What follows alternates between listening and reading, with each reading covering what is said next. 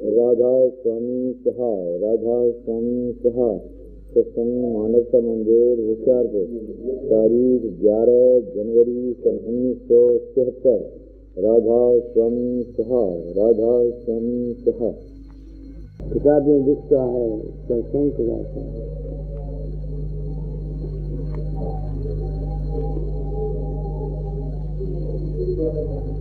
योग वशिष्ठ में जब राम को वैराग हुआ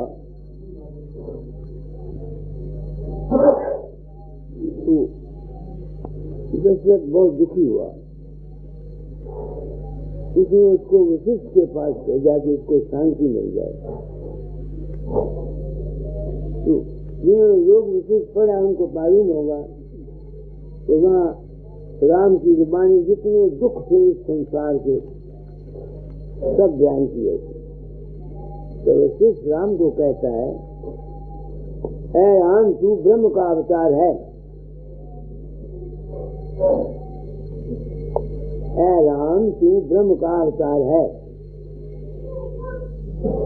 तू संसार के भार को उतारने के लिए आया। राम कहता है मुझे पता नहीं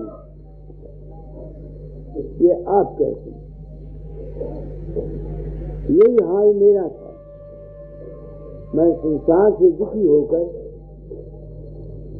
अशांत होकर दाता के दरबार में गया था।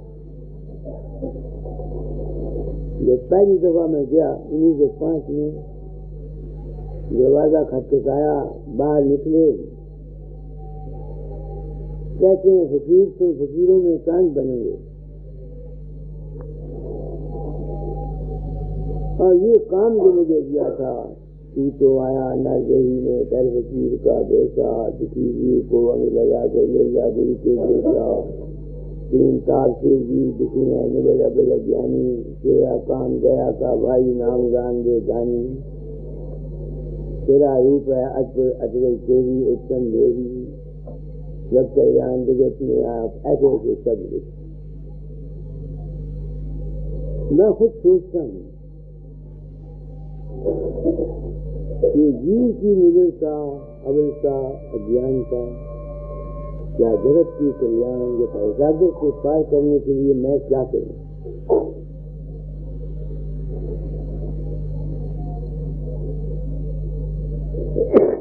ये जो ड्यूटी मेरे जिम्मे लाई, इसको मैं कैसे निभाऊं, क्या करूं?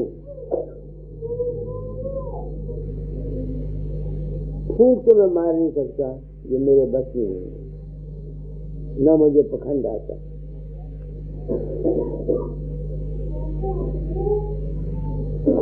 यही कहता हूँ कि ऐ इंसान गुरु की भक्ति कर, तब तेरा कल्याण होगा। यही गुरु मत में संत मत कहते हैं, गुरु के बगैर ज्ञान नहीं, गुरु के बगैर। और है भी चीज, बच्चा एक पैदा होता है, अगर उसको उसके माँ बाप उसके सामने ना बोले, बात ना करें, उसको कुछ सिखाए ना, तो लड़का बुद्धू का बुद्धू रहेगा।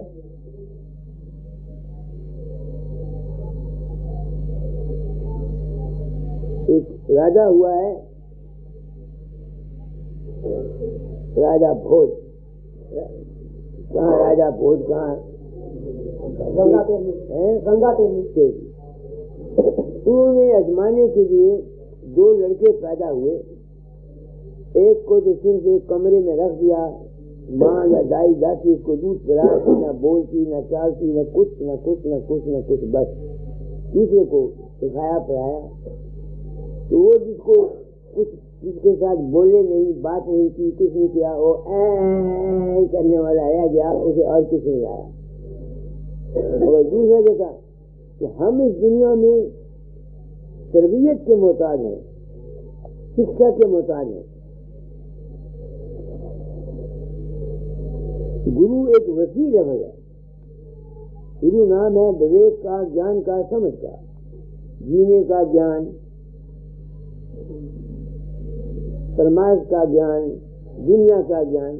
तो जब तक किसी को कोई ज्ञान नहीं देता, कोई समझ नहीं देता, इस वक्त तक आदमी का जैसे है जैसे नहीं है, जानवर का जानवर बना रहेगा। तो मैं क्या करता हूं, गुरु मत की तालीम देता हूं। गुरु मत की तालीम क्या है, जो गाता नहीं कहिए, पढ़ो सब जो कहने गोरे भगति बिना नर जीवन सफल। मैंने आपको दुनिया के ज्ञान बता दिया कि अगर बाहर से किसी बच्चे को कोई तालीम न दी जाए, शिक्षा न दी जाए, उसके सामने कोई सारा उसका संस्कार उसको ना हो, उसका जीवन कुछ नहीं है। मैंने राजा भोज की मिसाल आपको दे दी। अब गुरु भक्ति क्या है, यहाँ क्योंकि मैं देखता हूँ कि गुरु भक्ति को लोग भूल गए। दुनिया से ये जान किया कि जाओ गुरु महाराज से नाम ले लो, बस तुम्हारा बेड़ा पार। मेरे ये तजर्बे में बात नहीं आई, मेरे तजर्बे में बात नहीं आई। हर एक आदमी के लिए अलग तजवीज है, अलग तजवीज है। ये जो नाम हम गुरु लेते हैं, ये गुरु भक्ति नहीं है। नाम देने से पहले इंसान को वो चीजें बतानी चाहिए, वो तरकीब बतानी चाहिए जिससे कि उसका जिंदगी का कल्याण हो जाएगा। आपको याद है, मैं नाम नहीं देता रही, सत्संग कराता। क्यों नाम नहीं देता? जब तक पहली जो इसके लवाजमात हैं वो ठीक नहीं है, ये नाम नुकसान कर जाएगा लोगों का। कल की एक मैं आपको बात बताता हूँ। एक आदमी है, वाकई डॉक्टर का लड़का है, बड़ा अमीर आदमी अफसर।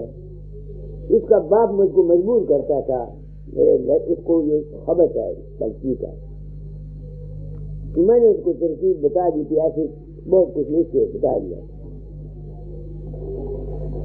कुछ मैंने भी गलती खाई, उस सत्संग में लोगों ने सुना। ये जो नाम तुम लोग जपते हो, समाधि लगाते हो, जिस किस्म की तुम्हारी वासना है, तुम्हारे भाव हैं, सब कॉन्शियस माइंड में जज्बात हैं, वो जज्बात तुम्हारे ध्यान करने से, अभ्यास करने से बढ़ जाएंगे। वो अवसर है, उसमें गुस्सा पहले भी था, उसके बाप में भी पहले गुस्सा था। अब वो 10 दिन की उसने छुट्टी ले लिया, उसने बैठ के अभ्यास करने लगा। उसका क्रोध इतना बढ़ गया, जो भी आता उसको मार देता। माता है कोई है, समझ गया मेरी बात को? मैंने क्या कहा? ये वजह है कि मैं नाम नहीं देता, सत्संग कराता। और यही बात हजूर महाराज जिन्होंने राय साहब सालिराम साहब ने अपनी युगत प्रकाश में लिखी है। लोग नाम ले लेते हैं, जो उसके लवाजमात हैं, जो उसके साथ उसके अमल करना है, उसको नहीं करते। जिससे हकीम से दवाई लेकर तुम अनुपान नहीं करते, तुम्हें कोई फायदा नहीं होता। इसी तरह से ये नाम बिना अनुपान के, बिना उन हिदायतों के जिस पर के चलने की हुक्म मिलता है, जब तक वो नहीं होता तब तक ये नाम फायदा नहीं करता।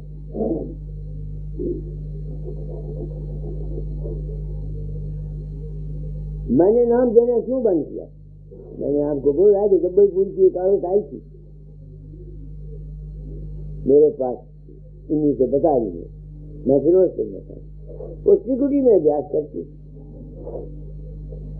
बच्चों से वो दुखी थी, उसको वहम था अभ्यास का, तो उसको वक्त नहीं, बच्चे तंग करते थे। तो उस वक्त मेरा अनुभव था उस वक्त मैंने उसको तो कहा नहीं, मैंने पंडित वली राम को बोला, मगर वली राम ये औरत बच्चों से दुखी कहती है, मुझे कहती कि सावन को कहो बच्चों को संभाला करे कि मुझको नाम जपने का वक्त मिल जाए। अब उसकी ना सास थी, ना ननद थी, ना जानी को जो बच्चों को संभालती। उस वक्त मेरे अनुभव ने कहा कि चूंकि ये अभ्यास करती है त्रिकुटी में, इसके अंदर हाँ ये है कि इसको बच्चों से तकलीफ ना हो और कोई सामान नहीं है। उस वक्त मैंने वली हमको कहा कि मेरा इल्म कहता है कि तीनों बच्चे मर जाएंगे, और 9 महीने के अंदर उसके तीनों बच्चे मर गए। और अब पिछली उम्र में वो पागल हो गई है। उसका ख्वाब नहीं मिला था। अब पिछले साल जब मैं दौरे पर गया तो ये तजर्बात है मेरे, क्योंकि मेरे तो में ये ड्यूटी है निबल अबल अज्ञानी जीवों की मदद करना। अब मैं और तो मदद कर कुछ सकता नहीं, मैं बचन कहता हूँ। तो गुरु भक्ति क्या है, कैसे तुम्हारा कल्याण हो सकता है, पढ़ो। मानस तन का भक्ति है भूषण, प्रेम प्रेत सिंगारा। भक्ति किसकी? राम की भक्ति नहीं, भक्ति गुरु की। जो गुरु कहता है उस पर अमल करो। संतों के मार्ग में ईश्वर या परमेश्वर की भक्ति नहीं है, वो गुरु की भक्ति कहते हैं। गुरु की भक्ति से ईश्वर या परमेश्वर का मेल होता है। वो कैसे मेल होता है, पढ़ो आगे। श्रद्धा दया सीमा चित बाढ़े, सूझे पर उपकारा। नाम जपने के साथ ये शर्तें हैं। श्रद्धा, विश्वास रखना किस पर? एक तो ये विश्वास की दुनिया का मालिक है, और एक विश्वास ये है कि जो कुछ गुरु कहता है उस पर अमल करना। पढ़ो इस कड़ी को। श्रद्धा दया सीमा चित बाढ़े, सूझे पर उपकारा। क्षमा, जो छोटे हैं धरती खा जाते हैं उनको माफ करना, क्षमा कर दो। दुखियों पर, कमजोरों पर, जो असहायक हों उन पर दया करना, ये शर्त है। और फिर परोपकार करना, दूसरे के भले की ख्वाहिश रखना, दूसरे की मदद करना दुखियों की। ये 3 शर्तें जब तक किसी को नहीं है, अगर वो नाम जपेगा उसको उस नाम से कोई फायदा नहीं, बल्कि नुकसान हो जाएगा। ये मैं भाषण देना चाहता हूँ। और जितने ये मौजूदा गुरु लोग दुनिया को नाम देते हैं उनको कहना चाहता हूँ कि ऐ दीवानों, गुरु बनने की हवस में तुम नाम देते हो, तुम नाम नहीं देते, जीवों को दया देते हो। तुम नाम नहीं देते, जीवों को जहर देते हो। मैं क्यों कह रहा हूं? जिस तरह वशिष्ठ ने कहा था राम को तू ब्रह्म का अवतार है और जगत का भार उतारने के लिए आया है, इस तरह दाता ने मुझे कहा था तू इस संसार में आया है निबल अबल और अज्ञानी जीवों की मदद करने के लिए और जगत का कल्याण करने के लिए। अब मैं फूंक तो मार नहीं सकता, मैं सोचता हूँ कई दफा बुढ़िया फकीर कहन तूने क्या मुसीबत की जान अपने से पर ले ली। 90 साल की मेरी उम्र है, बक बक बक बक बक लगाता हूँ, लोग मुझे तंग करते हैं। ये 3 शर्तें हैं। पहले जिसमें क्षमा, दया और परोपकार का जज्बा नहीं। अब क्षमा के मैंने, तुम दुनिया को क्या करोगे? तुम घरों में रहते हो, तुम्हारे बच्चे हैं, देवर हैं, जेठ है, भाई है, जब तुम उनकी गलतियों को दरगुजर करके उन क्षमा नहीं कर सकते, क्या फायदा? तो जो इसी वजह से मैं कहा करता हूँ, आज एक कैप्टन साहब मेरे पास आए, उनकी बीवी थी, मैंने कहा बेटी घर में शांति रखा करो, बस मेरी यही तारीफ।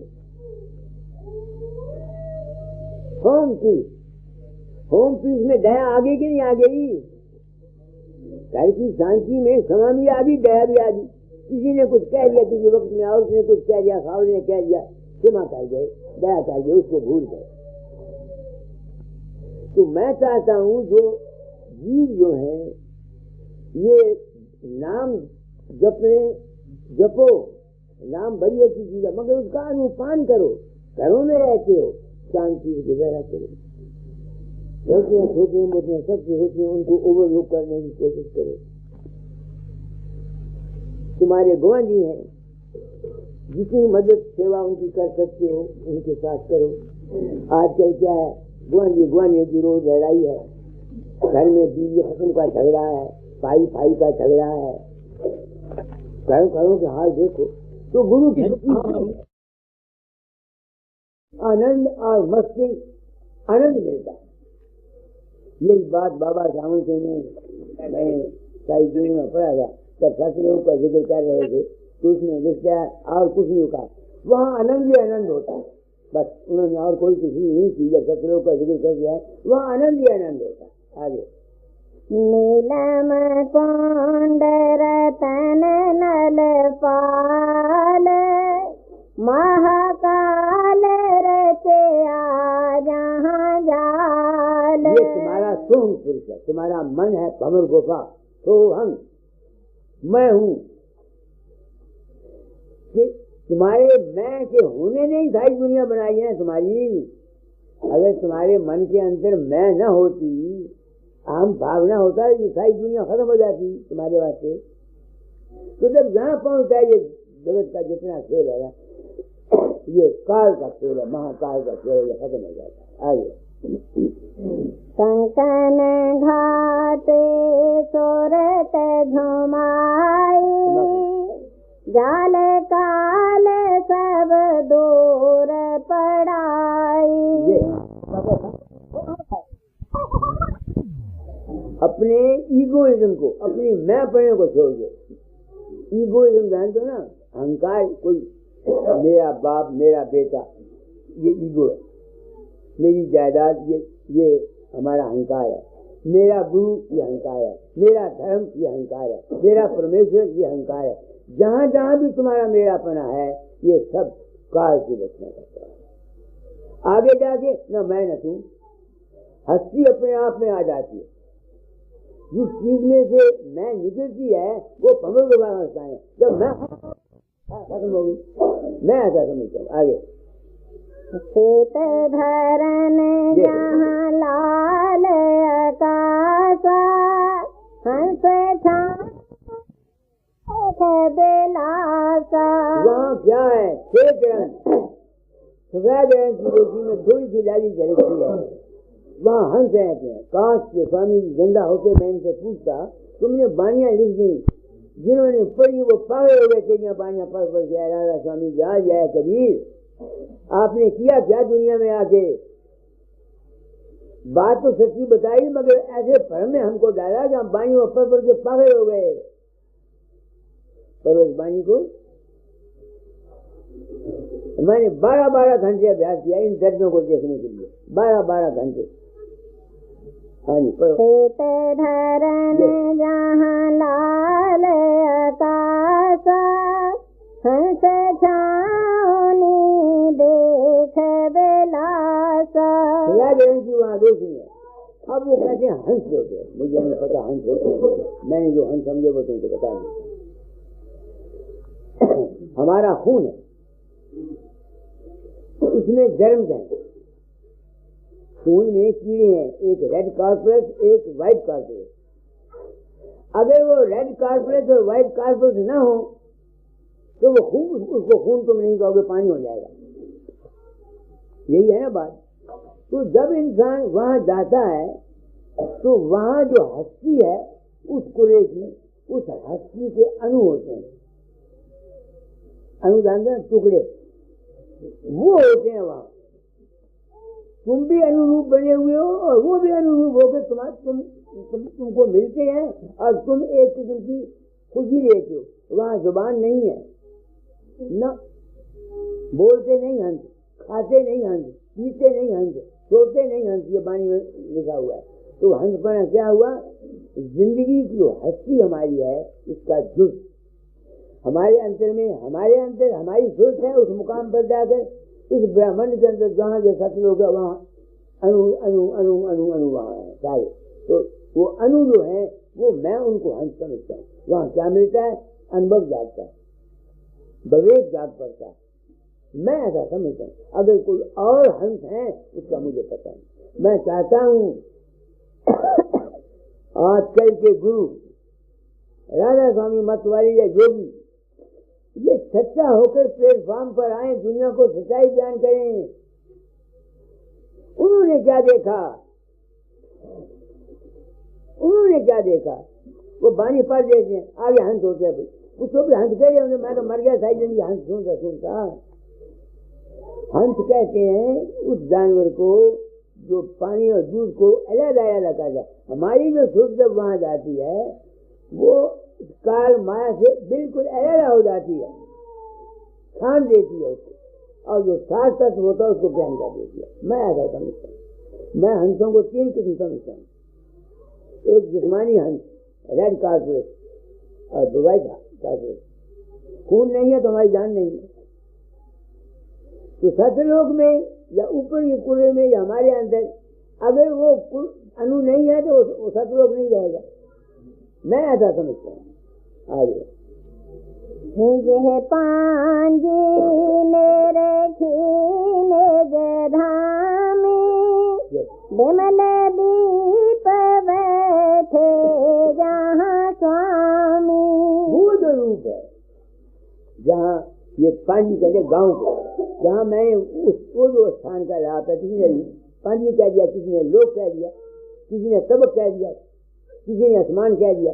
हर एक मजहब वाले ने अपने अपने लफ्ज इस्तेमाल। किसी ने सात आसमान होंगे भाई, किसी ने कहा सात लोग होंगे भाई, किसी ने कहा था ये होता, तरह तरह के लफ्ज करेंगे। तो मैं ऐसा समझता हूँ। इस तरीके से पढ़ो। यह पांजी मेरे खीने जधामी। अपना घर, वो जो पांजी मैंने देखा वो मैंने अपना घर मुझे पता है। मेरा घर मैं कहाँ से आई हूँ? जहाँ मैं सतलोक से आई हूँ। तुम हम सब उस सतलोक से आए हुए हैं जहाँ इस दुनिया में बैठे हुए। ये गुरु गोविंद सिंह ने कहा, मैं हूँ सत्य को इसका गाथा जग में आया जैसे समाचार। तो वो जो सत्य की अवस्था है, हिंदुओं में भी सतलोक सत्य की पदवी है। हमारा असली रूप क्या है? वो श्वेत रंग का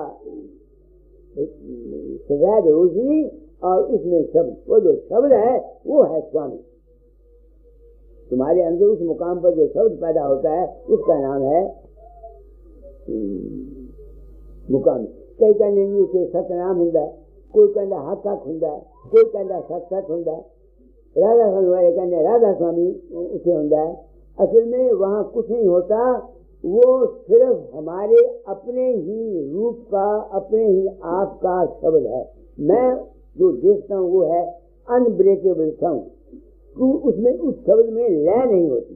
लय जानते हो ना, जिससे चूड़ी बजती है उसमें लय होती है, कभी ब्रीक बजती है, कभी मोटी बजती है। हारमोनियम बाजा है, कहीं मध्यम आवाज होती है, कहीं ऊंची आवाज होती है। तो वहाँ एक जैसी आवाज रहती है। हो सकता है मैंने जो समझा हो तो ऐ महात्माओं दुनिया वालों, मैंने प्रण किया था अपना अनुभव कह जाऊंगा। तुम लोगों ने जीवों को सच्चाई न्याय बयान करके उनको भ्रम में डालकर अपने पीछे गलत तरीके से लगाया हुआ है। सारी जिंदगी तुम्हारे पांव चाटते चाटते तुम्हारे चेले मर गए। सारी जिंदगी इन वाणियों को पढ़कर गुरुओं के पाँव छोटों के पी के मर गए सारी। मिला क्या उनको? इसलिए ये जितना खेल है सब तुम्हारी अपनी जिंदगी के एहसास का है। आगे विमल दीप बैठे जहाँ उसमें मल नहीं है। जीव कहते हैं फूल। मैंने कहा किसी ने लोक कह दिया, किसी ने आसमान कह दिया, किसी ने जीव कह दिया, वो अवस्थाएं हैं। आगे पोप नगर जहाँ अमृत धाम, हंस बसे पावे बेशराम। वो कहते हैं फूल को, जितना फूल की खुशबू होती है इस तरह का वहां खुशबू रहती है, उसमें सुगंध होती है। मेरे साथ बीती हुई है, मेरे साथ बीती हुई है। मैं अभ्यास करता था सुनाम में, तो एक दफा मैं समाधि में चला गया। मेरे सिर में इतनी जगह में ऐसी ठंडक पड़ी जैसे बर्फ की होती है। बर्फ की ठंडक तो चुभती है, वो ठंडक चुभती नहीं। पूरे 3 दिन वो मेरी हालत रही, एक यहां से यहां तक, बिल्कुल सर्द से ठंडा। दादा जा लाए। मैंने पूछा महाराज क्या हुआ? उनका कबीर मेरे अनुभव में ये बात नहीं आई। कितने सच्चे आदमी। उन्होंने मुझको कहा मेरे अनुभव में ये सिर ठंडे होने का वाकया नहीं आया। अब मैं समझता हूँ कि सिर ठंडा क्यों होता है। जो आदमी इस अवस्था में ज्यादा अभ्यास करता है वो जल्दी मर जाएगा। सिर ठंडा क्यों? उसमें खुशबू क्यों निकलती है? मैंने खुशबू देखी है, वो सुनी है। वो क्या है खुशबू? देखो एक बात कहते हैं, गुलाब की पत्तियां लो, इनको पानी में डाल के गाल दो। जब ये गाल जाएंगी ये चमेली के फूल, बाकी क्या रह जाएगा? फूल तो गल जाएंगे मगर रहेगा क्या? खुशबू रहेगी ना रहेगी। ऐसे ही हमारे दिमाग के अंदर दिमाग के 2 हिस्से हैं, एक पीले रंग का, एक सफेद रंग का। जब शुरू सफेद रंग में जाती है वहां की जो प्रकृति है वो गलने लग जाती है। वो चूंकि बड़ी सूक्ष्म बड़ी पवित्र होती है, वो उसके गलने की वजह से आदमी को अंदर सुगंध नजर आती है। बस वो सुनता है ये है। एक आदमी था सरदार संत सिंह ठेकेदार था, उसके अंदर ये हादसा हुआ। उसने मुझे चिट्ठी लिखी, मैं फरीदकोट स्टेशन मारता था। मैंने तार दी को एक्सप्रेस, फौरन अभ्यास बंद करो, मेरे पास आओ। वो आया, मैंने उसको समझाया इतना अभ्यास नहीं करना, ये भी ठीक चला जाएगा तुम्हारा। खुशबू क्यों आती है? कोई अंदर सुगंध नहीं। वो जो नस बरीक गले हैं, जब उनसे सुख निकल जाती है तो वो गलेंगे कि नहीं गलेंगे? जिसम में से तुम्हारा जान निकल जाए तो मांस सड़ेगा कि नहीं सड़ेगा? उसकी खुशबू वो आएगी कि नहीं आएगी? ऐसे ही जब इंसान अभ्यास करता है, अगर वहां पहुंच जाए उसकी सोच खिंच जाती है।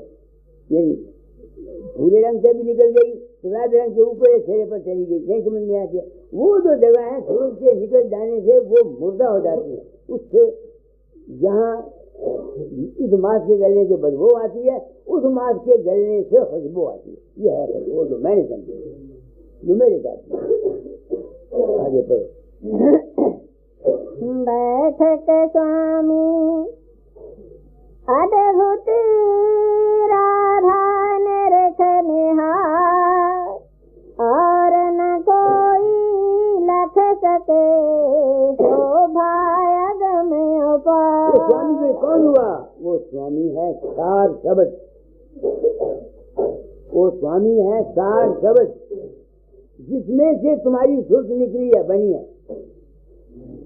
रचना जब होती है पहले हरकत होती है,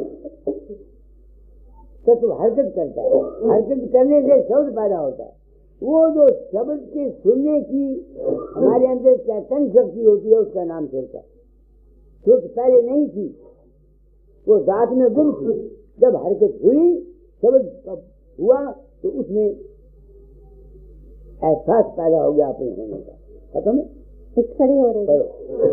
गोप्त रूप जहाँ धारे राधा स्वामी नाम, बिना मेहर नहीं पावई